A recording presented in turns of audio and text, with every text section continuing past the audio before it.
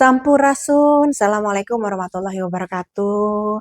Apa kabar teman-teman semua yang berada di rumah, di jalan, di kantor, ataupun dimanapun kalian berada? Tak doain, semoga berbahagia selalu. Oke, hari ini saya akan membahas sebuah berita bencana. Jadi ceritanya gini, banyak sekali masuk ke DM saya, DM di IG, DM di TikTok, ataupun ada yang email saya, banyak sekali, dan ada yang di tag ke saya juga. Tapi mohon maaf, admin tidak bisa membalas satu persatu karena terlalu banyak sekali. Jadi ceritanya saya itu pernah memprediksi bencana di Indonesia kurang lebihnya 2 bulan yang lalu. Saat itu saya diundang podcast di Bang Robi Purba. Mungkin teman-teman bisa cek ke podcastnya Bang Robi Purba. Saat itu saya pakai baju krem dan jilbab juga, hijab juga krem ya. Jadi teman-teman bisa cek gitu ya. Nah, jadi saat itu saya ditanya tentang prediksi bencana alam akhir tahun ya. Dan saya juga ditanya penyakit apa saja yang akan marak untuk kedepannya. Terus ketiga, saya juga ditanya berita gosip tentang artis gitu. Nah, berhubung ini yang langsung mencuap adalah yang viral adalah ini tentang prediksi pada akhir tahun. Jadi banyaklah DM-DM dan yang terjadi ke admin Feni Rama Official. Nah, ada yang tanya, Teteh itu gimana ceritanya? Teteh bisa dapat gambaran seperti itu. Teteh bisa memprediksi seperti itu. Gimana sih? Kita pengen tahu. Nah, kan memang kan kalau di podcastnya Bang Robi, saya hanya memprediksi itu ya garis besar. Tapi tidak secara detail saya menceritakannya. Ya, oke. Hari ini saya langsung ceritakan aja ya. Jadi gini teman-teman. Sebelum saya diundang oleh Bang Robi Purba ya. Jadi ceritanya saya itu habis pergi ke Indonesia Timur dan saya itu pertama kali juga ke Bali, ke Lombok, ke Labuan Bajo, ke Indonesia Timur deh pokoknya, ke Flores, ke Kupang, terus Ende, oh banyak banyak lagi, Jawa, terus mana lagi ya? Pokoknya banyak deh tempat-tempat yang saya kunjungi. Nah, saat itu kan memang perjalanan itu perjalanan pekerjaan, ya, dan sekalian juga spiritual journey, ya. Nah, ketika saya berjalan itu memang kan ada proses pekerjaan, otomatis kan ada duniawi yang lebih persen yang lebih tinggi daripada rohani. Tapi tidak bisa saya pungkiri bahwa pekerjaan saya selalu diselimuti oleh spiritual. Ya, jadi memang itu adalah sebuah support system duniawi saya jalankan gitu kan, tapi saya dikelilingi oleh spiritual gitu. Nah, pulang kurang lebih itu saya perjalanan itu sampai 2 minggu ya, 2 mingguan sih sepertinya. Ketika saya sampai nih ke rumah, biasanya kan memang saya tuh eh, ngecas diri gitu ya, karena saya tahu nih banyak yang udah saya minimize ibadah, jadi saya ngecas diri dan saya menjalankan puasa lagi untuk pembersihan diri kembali gitu ya. Itu yang biasa saya lakukan dan biasanya saya melakukan puasa ya dan buka puasanya itu tidak makan yang bernyawa. Itu yang saya lakukan ya. Dan ya istilahnya tuh saya melakukan tafakur, benar-benar pembersihan diri secara lahir dan batin dan ngecharge lagi gitu ya. Jadi ini baterai ini udah mau empty kan capek, lelah, lahir dan batin. Jadi saya pulang, saya charge lagi lahir dan batin saya gitu. Tafakur lah intinya. Dan biasanya kalau itu tuh saya banyak kegiatan di dalam kamar karena ibadah terus atau saya wirid terus itu yang terjadi adalah seperti itu. Nah, jadi selama saya bertapa diri untuk meng-recharge lagi semuanya, untuk pembaruan kembali gitu ya, lahir batin saya charge. Setelah saya tutup puasa itu, gitu ya, setelah saya tutup puasa itu, saya diundang oleh Bang Robi Purba. Nah, namun ceritanya ketika saya dalam posisi tapadiri, sedang tafakur, saya melihat gambaran-gambaran itu. Jadi bukan lagi masuk ke dalam mimpi, tapi memang saya ngelihat secara kayak seperti kita itu nonton film, ngelewat begitu aja gitu ya. Dan gambaran itu tuh bener-bener eh, nyata, maksudnya gini loh, jelas. Nggak bayangan-bayangan seperti itu. Saya bilang, dan dalam keadaan saya sedang tafakur itu saat itu tapadiri ya. Memang kan saya selalu bilang hening tapi tidak kosong. Jadi kita mengkosongkan hal duniawi, namun tidak hening, lalu kita isi dengan hal keilahian. Dalam keadaan seperti itu, saya tidak menyangka. Yang saya lihat itu adalah gambaran bencana di Sumatera. Memang sebelum saya mendapat gambaran itu, beberapa tahun yang lalu juga saya sudah punya gambaran itu, tapi saya tidak menyangka kok ini muncul lagi gitu. Jadi waktu yang tsunami dulu di Sumatera itu ya, kok ini muncul lagi gitu loh. Dan jelas banget air gitu di mana-mana. Saya melihat kesedihan dan saya lihat saat itu air tuh tinggi, di mana di daratan tuh tinggi sekali gitu loh, sehingga di mana-mana tuh air, bukan genangan lagi. Kan kalau genangan itu kan ya masih cetek ya, ini dalam. Di yang saya lihat itu kita untuk jalan di lokasi itu harus menggunakan kayak perahu karet kayak apa gitu loh, itu yang saya lihat. Dan luas banget gitu loh, nggak hanya saya pikirkan hanya banjir lokal yang ada di daerah A gitu ya, ini enggak, ini yang saya lihat tuh luas. Jadi saya posisinya itu ketika saya sedang tapa diri ya, awalnya saya merem. Ketika saya merem itu yang saya lihat. Nah, saya terkejut dong, karena kan tadi saya bilang hening tapi tidak kosong. Kita mengkosongkan hal duniawi, ya. Saya kosongkan semua itu, hanya keilahian. Jadi ketika saya merem, gambaran itu muncul seperti saya nonton film, gitu loh. Saya dilihatin semua wilayah-wilayahnya yang terjadi. Tersontak saya kaget, ya, membangunkan dari tapaknya saya lah, istilahnya seperti itu. Saya langsung saya melek begini, saya ucap astagfirullahaladzim, saya bilang gitu kan. Nah, ketika mata saya melek itu, saya melihat kembali. Jadi ketika saya merem saya melihat, ketika saya melek saya melihat. Jadi yang saya lihat itu adalah bukan pandangan yang ada di depan saya ada apa gitu. Justru saya berada di lokasi saat kejadian itu. Tapi posisinya saat itu saya tinggi gitu. Jadi saya bisa kayak ngelihat semua. Kayak saya tuh kayak ada di menara mana gitu. Saya tinggi gitu ya. Terus saya bisa ngelihat wilayah-wilayah mana itu saya ngelihat. Di situ saya ngelihat tuh namanya tangisan, kesedihan, dan menurut saya parah ya, parah sekali karena banyak banyak yang apa barang-barang atau surat-surat berharga yang hancur. Terus juga banyak uh, tangisan anak kecil gitu ya yang masih digendong-gendong atau apa, dan banyak sekali manula-manula yang sulit untuk dievakuasi gitu ya. Itu yang saya lihat, dan saya ngeliat perahu karet ngambil-ngambilin orang-orang celentang, apa itu sakit atau bagaimana saya tidak paham, karena kan memang posisinya saya hanya melihat, saya tidak menanyakan keadaan kejadian ini ada apa nih gitu, enggak gitu. Cuman saya dikasih tahu wilayahnya, titik wilayahnya gitu.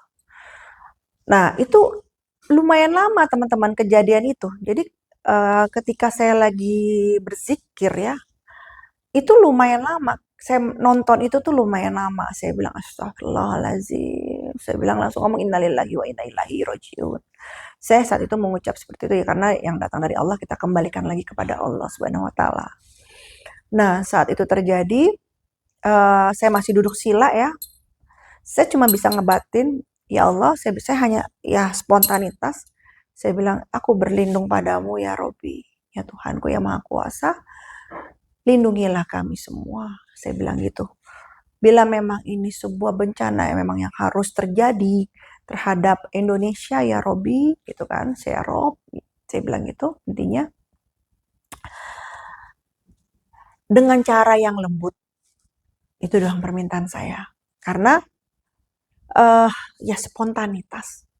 Tidak dirangkai doa-doa itu. Saya cuma bilang bila memang bencana ini harus hadir, harus dilewati, ingin hadir itu dengan yang soft gitu, yang lembut. Gitu. Intinya tidak membuat semua itu kaget, benar gitu ya. Memang sih namanya bencana pasti kan mengagetkan semua ya. Cuman setidaknya diminimize sebuah kejadiannya itu, gitu. Dimanapun itu berada. Itu saat itu saya cuma bisa berdoa dan ampuni kami hamba-hambamu ya Allah. Jadi saya jatuhnya bukan mendoakan diri saya, tidak, udah nggak sempet saya berpikir itu. Ampunilah dosa-dosa kami semua ya Allah, saya bilang gitu. Bila mana ada khilaf dan tentunya pasti ada dosa, saya bilang gitu. Ampuni kami semua dan semoga bencana ini akan menghapus segala dosa-dosa kami dan akan membangun sekali, menata kembali Indonesia yang baik gitu. Itu aja. Saya berdoanya seperti itu karena feeling saya saat itu ketika saya melihat itu ini nyata, jadi kenyataan. Jadi bukan penglihatan halu gitu atau penglihatan kayak main-main, enggak.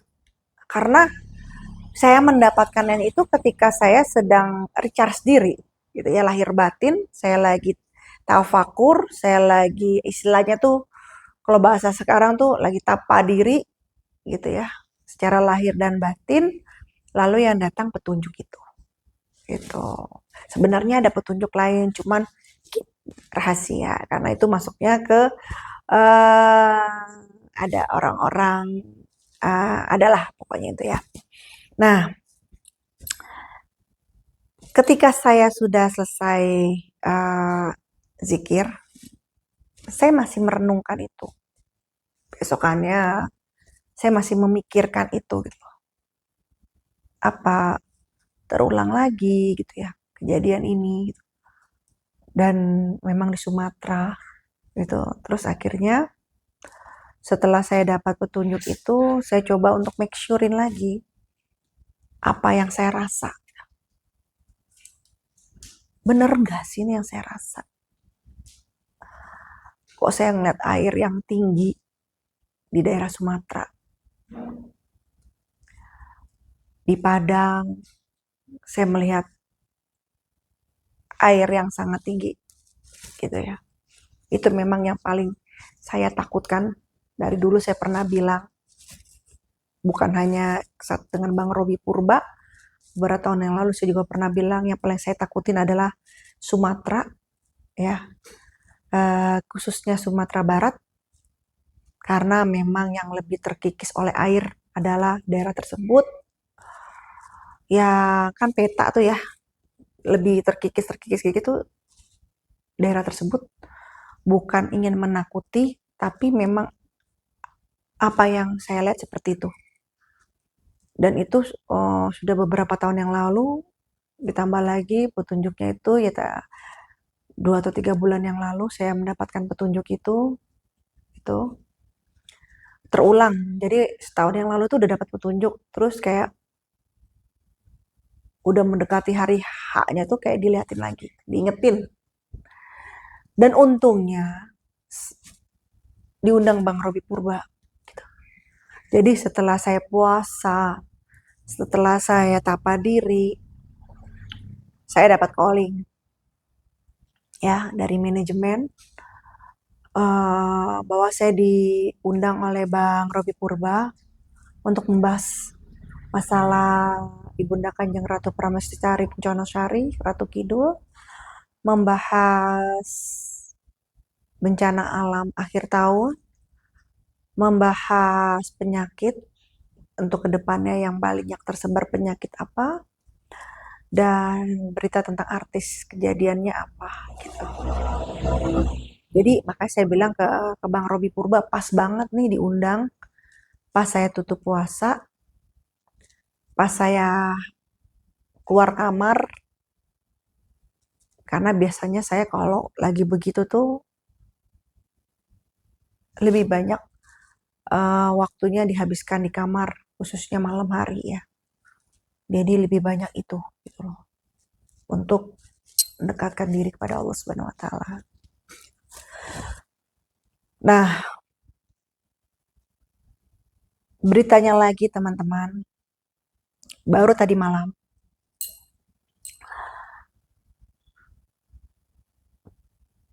kita Indonesia akan kedatangan angin yang sangat besar.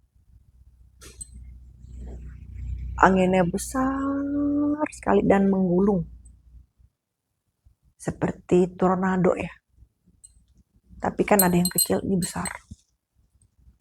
Kita akan kedatangan angin tersebut. Ya.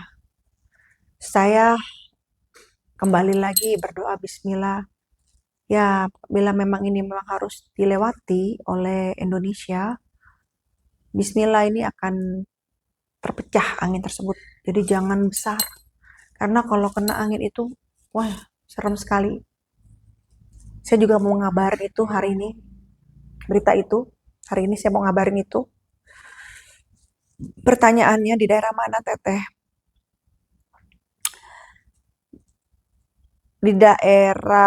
Masih di daerah mereka. Ya, masuknya masih di daerah mereka, dari Maluku, masih di daerah Sumatera, masih di titik mereka. Itu. Andai pun kita kena, itu hanya percikan-percikannya saja angin itu. Ya, di mana Teteh? Ada pertanyaan seperti itu. Di daerah angin yang besar itu, yang disertai oleh hujan yang sangat besar, itu di daerah untuk Jabodetabek ya, itu di daerah Depok. Nah, jadi pecahan dari angin tersebut nanti akan disertai sangat besar hujan dan angin. Hati-hati untuk kalian yang jalan di jalan raya dengan apa tuh pelang-pelang gitu ya, kayak reklame-reklame kayak gitu. Hati-hati. Yang saya lihat ada yang jatuh. Ya, jadi hati-hati untuk kalian semua pengguna motor atau pengguna mobil atau angkutan umum, itu hati-hati gitu. Karena memang hujannya tuh nggak diprediksi, langsung datangnya seperti itu. Dan langsung gelap segelap-gelapnya. Itu yang terjadi. Ya, angin kiriman sedang on the way ke Indonesia. Sekarang dari unsur angin, kemarin yang bergerak unsur air, itu yang saya lihat. Ya, teman-teman ya. Jawa Barat pertanyaannya Teh. Jawa Barat kena nggak Teh? Jawa Barat ada gitu ya, tapi ya nggak terlalu besar seperti yang daerah-daerah yang saya sebutkan. Gitu, masih bisa kondusif lah ya. Gitu. Paling di yang semoga sih tidak ada longsor ya. Longsor di daerah mana Teteh? Gitu kan.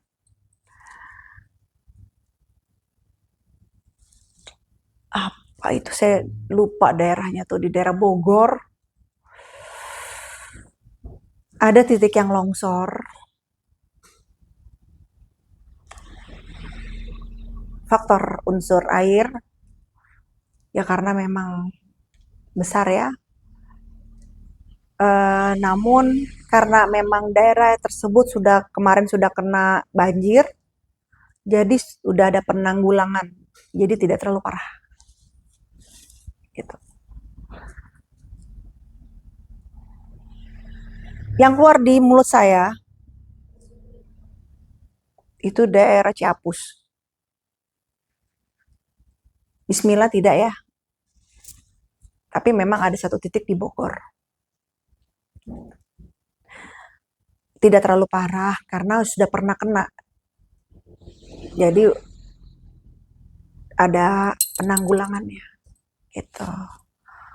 Nah, itu yang kejadian. Nah, ada lagi yang bertanya ke saya, ke DM, ke IG, ke TikTok. Untuk kecelakaan ada nggak Teteh? Alhamdulillah untuk kecelakaan udara tidak ada. Ya, saya tidak melihat itu. Untuk udara aman sentosa. Sebelumnya saya juga udah prediksi, mungkin teman-teman bisa ngelihat juga di Robi Purba ya, atau di Ganjil Misteri. Saya lupa ya, pokoknya beberapa bulan yang lalu, sebulan apa ya, 2 bulan ya, saya lupa deh pokoknya, nggak lama. Saya memprediksinya celakanya celaka kereta. Ya, tapi kan alhamdulillah ya, kemarin udah ada berita yang celaka kereta itu sudah ada penanggulangan, jadi ketahuan ada sistem-sistem seperti apa ya. Jadi udah ada perbaikan. Itu udah pernah saya omongin. Dan memang kejadian kereta kemarin itu kan.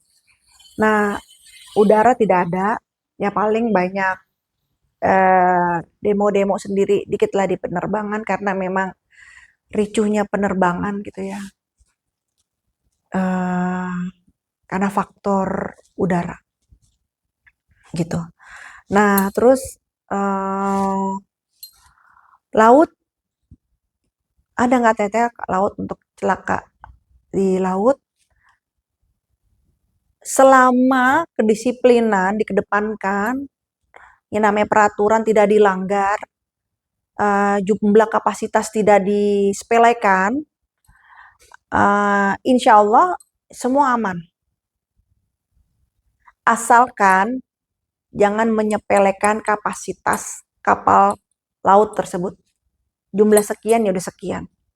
Jangan ada memonopoli, jangan ada apa namanya istilahnya tuh di di iniin lah pokoknya apa ya, harusnya kapasitasnya sekian terus dibohongi gitu loh, dipaksakan, itu jangan. Kalau ingin selamat ya coba tolong disiplin, jangan hanya memikirkan bahwa keuntungan buat perusahaan. Percuma juga kalau kita kan anda-anda yang bekerja di situ ingin untung tapi ujung-ujungnya buntung juga, kan ruginya ke siapa? Bukan kepada korban, tapi ruginya juga ke Anda juga. Gitu loh. Untungnya nggak seberapa, tapi ganti ruginya ketika ada kecelakaan itu kan lebih besar. Jadi kalian tolong lebih bijak untuk memikirkan itu. Gitu, jangan jangan jangan silau dengan keuntungan yang sesaat. Karena kita ngejar target atau bagaimana, tapi kita memikirkan bila ada terjadi sesuatu, kerugian akan lebih besar yang kita keluarkan. Itu jadi harus lebih bijak dalam berpikir gitu loh. Jangan berpikir hanya untung aja. Untung, kesandung, buntung. Nah, itu yang harus mindset kita sebagai people, sebagai manusia itu sedikit diperbaiki. Semua orang ingin untung. Tidak ada yang ingin buntung, tidak beruntung, istilahnya gitu ya. Tetapi kita juga harus berbijak dalam berpikir. Apakah untung yang kita ingin capai itu tidak disertai dengan buntung yang kita dapat? Karena itu hanya seperti mata uang logam. Ingat itu, dibolak-balik ya. Dan keputusan terakhir itu bukan dimiliki oleh siapapun manusia, tetapi ya Tuhan. Penilaiannya dari apa? Banyak. Gitu. Jadi jangan hanya memikirkan untung, tapi buntung. Gitu ya. Itu kalau untuk laut, pesan saya seperti itu. Nah, tadi darat udah ya, paling kereta api. Kalau kecelakaan-kecelakaan di tol, ya kalau menurut saya mah itu dari apa safety-nya dirinya di mereka yang bawa mobil, nggak usah ngejar waktu atau memaksakan kondisi, nggak usah malu kalau bilang ngantuk, bicara saja. Karena untuk demi keamanan dan kenyamanan serta keselamatan 3K. Keselamatan, kenyamanan, dan keamanan. Oke? Jangan lupa 3K ketika kalian ingin berpergian. Gitu ya. Keluar kota menggunakan jalan darat. Sebenarnya jalan mana aja. Oke, tadi apa? Kita akan kedatangan tamu, yaitu adalah angin yang sangat besar sekali, seperti tornado. Awannya jelas sekali, ketebalannya jelas sekali, dan besar banget. Itu tamu di Indonesia. Dan dia sudah OTW ke sini. Begitu. Jaga baik-baik keluarga kalian semua. Ora neko-neko lah, kalau orang Jawa bilang. Gitu. Nah, itu adalah prediksi untuk tahun 2025. Ada lagi nggak yang mau dibahas? Pertanyaan-pertanyaan gitu ya. Saya sambil nanya ke admin. Karena banyak sekali yang tanya itu. Gitu. Untung gunung. Ternyata ada gunung yang meletus selain Semeru. Ya. Saya pernah bahas ya minggu yang lalu. Kita itu ada di titik ring of fire. Ya. Nah, Gunung Nusantara Indonesia itu berada di titik ring of fire. Berada di mana? Yogyakarta, Gunung Merapi. Ada di mana lagi? Gunung Salak. Ada di mana lagi? Ya, pokoknya di daerah Flores juga ada juga, gitu ya. Nah, sampai ke luar negeri, sampai ke Jepang, Filipina, New Zealand. Nah, itu saling berkaitan. Sebenarnya berkaitan karena memang udah terpisah-pisah pulaunya. Jadi seakan-akan mereka itu saling berjauhan. Padahal kan dulunya itu kan bersatu seperti Selat Sunda gitu kan. Bersatu gitu ya kan, terpisah ya karena kejadian alam. Nah, ada KTT untuk gunung. Yang ketarik oleh Semeru itu adalah Gunung Merapi. Karena sebenarnya yang punya hajat itu adalah Gunung Merapi, Yogyakarta. Namun,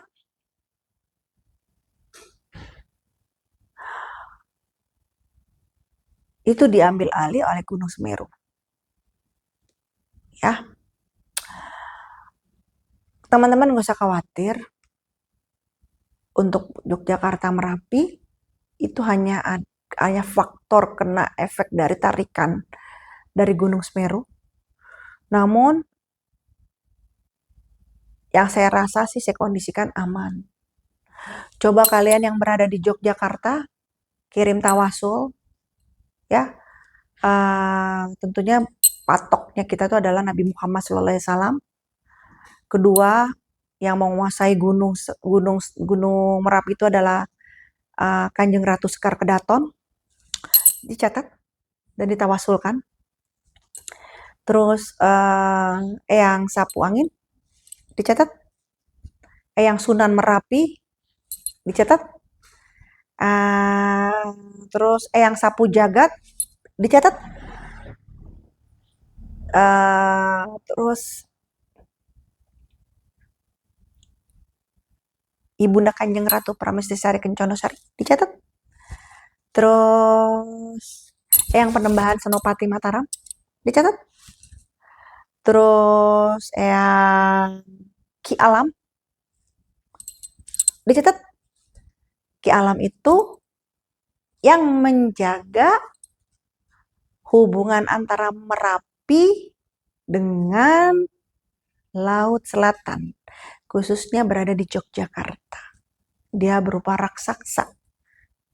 Tadinya bukan, dia hanya tangan kanannya Eyang Penembahan Senopati. Karena kesetiaannya kepada Eyang Penembahan Senopati, dikasihlah telur oleh Ibunda Kanjeng Ratu Pramestisari Kenconosari, Ratu Kidul.